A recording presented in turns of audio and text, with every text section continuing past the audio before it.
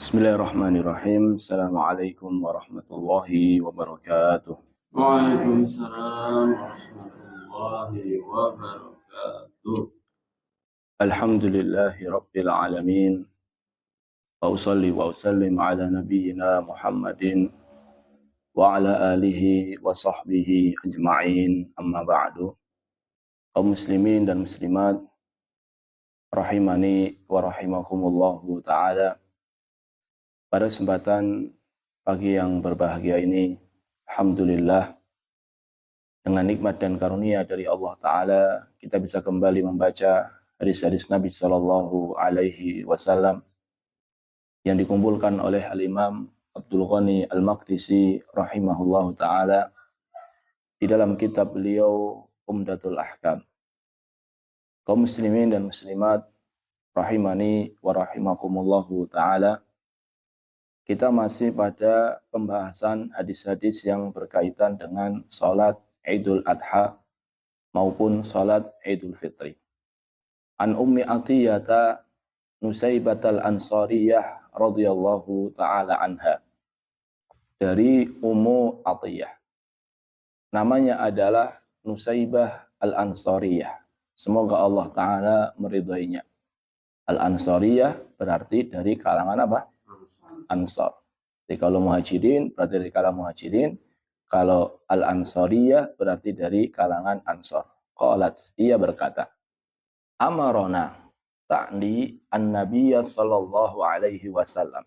Telah memerintahkan kepada kami, maksudnya adalah Nabi sallallahu alaihi wasallam. Nabi telah memerintahkan kepada kami an nukhrija fil idaini al-awatiqa wa zawatil khudur. Untuk mengeluarkan agar ikut sholat Id para wanita yang sudah memasuki usia balik atau mendekati usia balik dan para wanita yang dalam pingitan. Jadi wanita-wanita yang sudah mendekati usia balik atau sudah balik atau perempuan-perempuan dalam pingitan, semuanya disuruh keluar ke lapangan untuk sholat Id. Wa amaral huyyadha an ya'tazilna musallal muslimin. Begitu pula wanita-wanita haid diperintahkan untuk ke lapangan menghadiri sholat Id. Hanya saja mereka menjauhi tempat sholat Id, artinya tidak bergabung bersama shaf. Jadi sampai pun wanita haid disuruh ikut ke lapangan, hanya saja mereka tidak sholat. Wa fi lafdin, disebutkan dalam lafaz lain, kunna nu'maru an nakhruja yaumal Id. Disebutkan dalam lafaz lain bahwasannya kita diperintahkan untuk keluar di hari Id. Hatta nukhrijal bikra min hidriha. Sampai-sampai gadis-gadis juga kami keluarkan dari rumah agar menghadiri sholat Id. Hatta nukhrijal huyyadha. Dan kami juga diperintahkan untuk mengeluarkan wanita-wanita haid. Artinya mereka juga diperintahkan untuk pergi ke lapangan. Hanya saja mereka tidak sholat. Fayukabbirna bitakbirihim. Mereka bertakbir sebagaimana kaum laki-laki bertakbir. Wa yada'una bidu'aihim. Mereka berdoa sebagaimana kaum laki-laki berdoa. Yarjuna barakata dalikal yaum.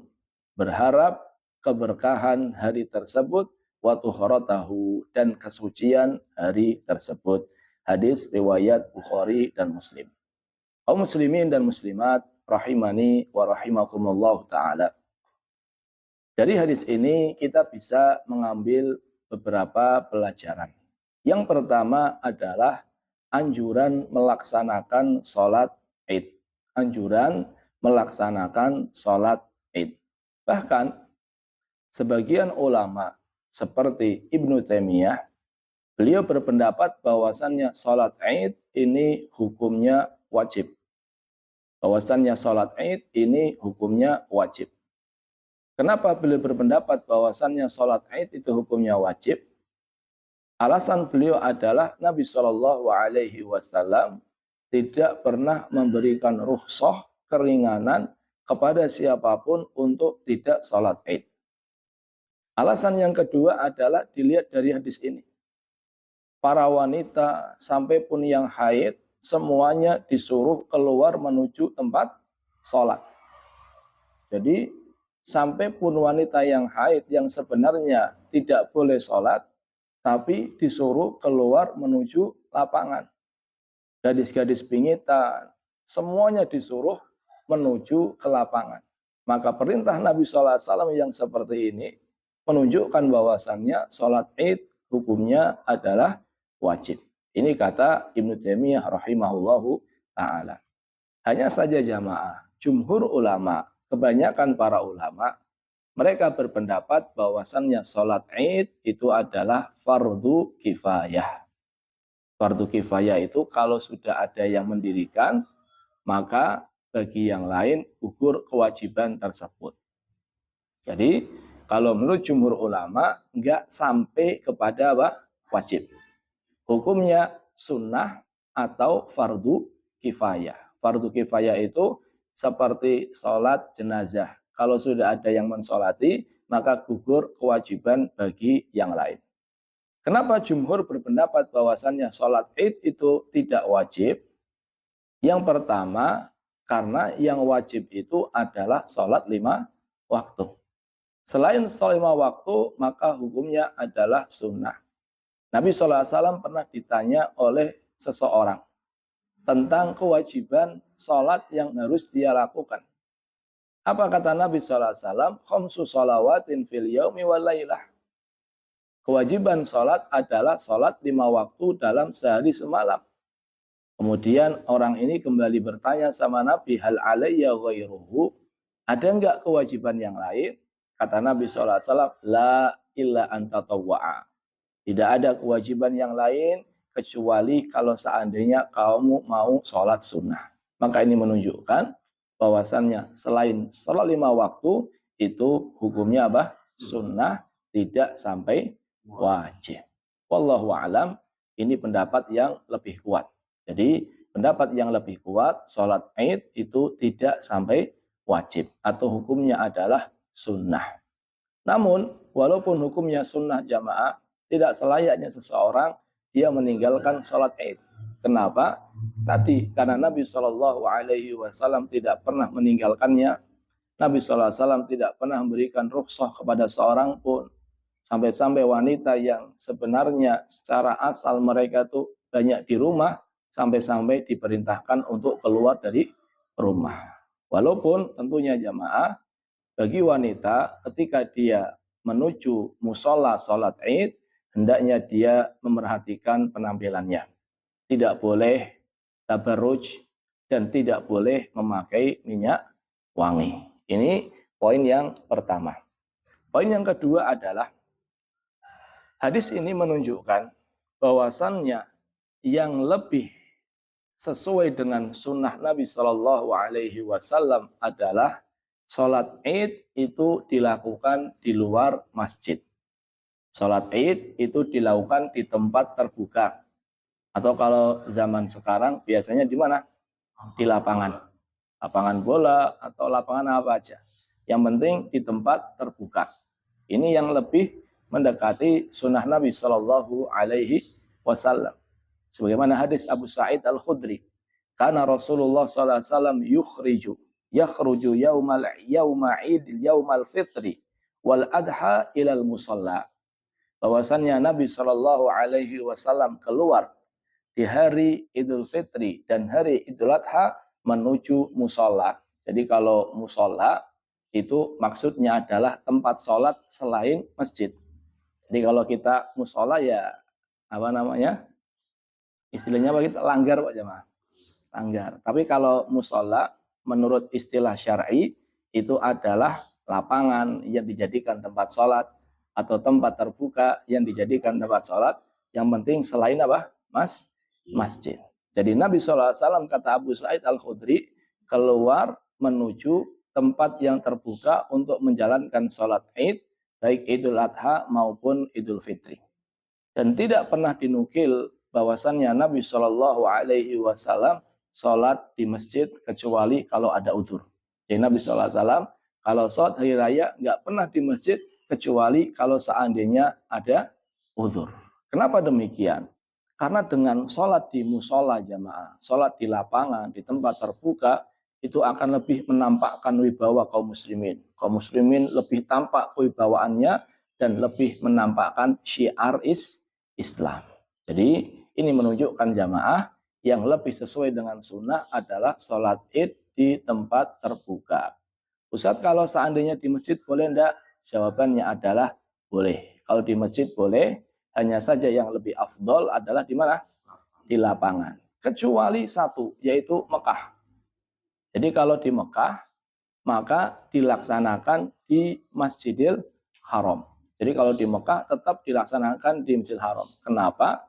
Kata para ulama, karena dari dulu kaum muslimin melaksanakan hal tersebut, dan karena di daerah Mekah itu terlebih dahulu jamaah ya susah untuk mencari tempat lapang. Kenapa? Karena di sekitarnya isinya apa? Pegunungan. Di sekitarnya isinya pegunungan. Sehingga mereka dari dulu sholatnya di Masjidil Haram. Dan boleh sholat di masjid ketika ada udzur seperti hujan, atau angin yang kencang, atau takut akan musuh, dan seterusnya. Jadi ringkasnya jamaah, yang lebih afdol sholat id di mana? Di lapangan. Boleh di masjid ketika ada udzur. Dan boleh juga sebenarnya di masjid, tapi kurang afdol. Kecuali di mana? Masjidil Haram. Ini poin yang kedua. Poin yang ketiga. Hadis ini jamaah dijadikan dalil oleh para ulama yang menyatakan bahwasannya wanita haid itu boleh berzikir. Wanita haid itu boleh berzikir dan boleh membaca Al-Quran. Hanya saja usahakan jangan megang Al-Quran. Kalau mau megang, usahakan dengan apa? Penghalang. Jadi kalau mau megang, usahakan dengan penghalang. Ini sebagai bentuk kehati-hatian agar lepas dari khilaf para ulama, agar kita selamat dari khilaf para ulama. Jadi wanita haid boleh berzikir, boleh baca Al-Quran, tapi ketika baca Al-Quran usahakan jangan megang mushaf. Kalau mau megang dengan apa? Penghalang. Dari mana kita menjadikan hadis ini sebagai dalil? Dari perkataan Ummu Atiyah, fayukabbirna bitakbirihim wa yada'una bidu'aihim. Para wanita bertakbir sebagaimana takbirnya laki-laki, berdoa sebagaimana doanya para laki-laki. Maka ini menunjukkan bahwasannya wanita haid itu boleh berzikir. Kalau boleh berzikir, maka boleh juga membaca Al-Quran. Jadi antara sunnah jamaah ketika kita menuju tempat sholat id adalah takbiran. Allahu Akbar, Allahu Akbar, Allahu Akbar. La ilaha illallah, Allahu Akbar. Allahu Akbar walillahil hamd. Kalau laki-laki suaranya diangkat. Kalau perempuan suaranya dilirihkan. Di sini yang seperti itu nampak enggak jamaah? Syiar seperti itu ke masjid, ke tempat sholat id sambil takbiran, nampak enggak? Kurang ya. Padahal ini adalah sunnah yang harus kita hidupkan. Ini poin yang ketiga. Poin yang keempat adalah para ulama mereka berbeda pendapat. Berbeda pendapat terkait apa? Terkait lapangan yang dijadikan sholat id itu termasuk masjid atau bukan. Sebagian ulama berpendapat termasuk masjid di saat dijadikan sholat id. Kenapa termasuk masjid? Karena wanita haid disuruh apa? Menjauh dari lapangan. Namun wallahu alam yang lebih tepat adalah tempat terbuka yang dijadikan sholat id di saat dijadikan sholat id bukan termasuk masjid. Kenapa demikian? Karena di tempat tersebut dibolehkan untuk menyembelih. Padahal kita nggak boleh menyembelih di mana? Di masjid. Kalau seandainya lapangan dianggap masjid di saat digunakan sholat id, tentunya kita nggak boleh apa? Menyembelih. Dari sini jamaah tidak ada sholat tahiyatul masjid atau lapangan. Jadi karena tidak seperti masjid, jadi kalau sholat id nggak perlu sholat apa? Tahiyatul lapangan. Jadi tidak ada istilah sholat tahiyatul lapangan. Kenapa? Karena lapangan tidak dianggap sebagai apa? Masjid. Wallahu taala alam bisawab. Semoga bermanfaat. Kita tutup dengan doa kafaratul majlis. Subhanakallahumma bihamdika asyhadu an la ilaha illa anta astaghfiruka wa atubu ilaih. Assalamualaikum warahmatullahi wabarakatuh. Waalaikumsalam warahmatullahi wabarakatuh.